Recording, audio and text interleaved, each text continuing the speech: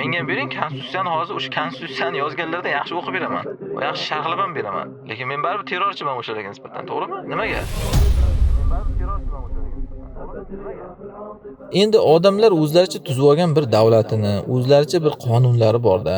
O'shanga amal qilinmasa qamaydi. Bu dunyoni yaratgan Allohning qonuni bo'lmaydimi endi? Bunga amal qilmasak bo'laveradimi? Alloh ham qamaydi. Qamaganda ham hech kimsa qamamagandek jahannamga abadiy qilib tiqib qamaydi. Agar inson bu dunyoda uni qonuni bilan yashashni istamasa agar.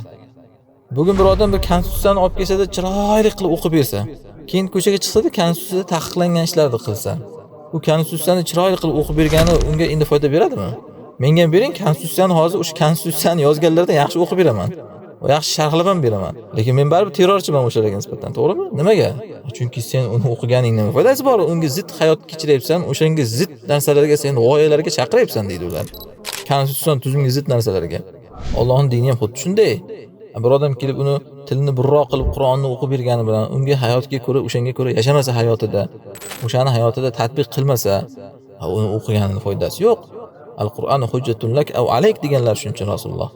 Qur'on yo sening foydangga hujjat yoki ziyoningga hujjat. O'qisa bo'ldimikan mana? Yo'q. Yo foydangizga yoki ziyoningizga qiyomatda sizga ziddingizga guvohlik beradi. Mana bu meni o'qiganim lekin amal qilmagan deydi. Ahli kitoblar ham mana shunaqa bo'lgan. Ibodatda ular cherkovga qamagan. Cherkovda ichida qilish kerak. Bu tashqari hayotda emas. Ana shuning uchun kofir bo'ldi ular oxir-oqibatda. Kim bu dinni ham xuddi shunaqa qilsa, dinni faqat masjidda va namoz, va masjidda Qur'onda tilovat deb shunaqa, bu ahli kitoblar, rohiblardan farqi yo'q bu odam.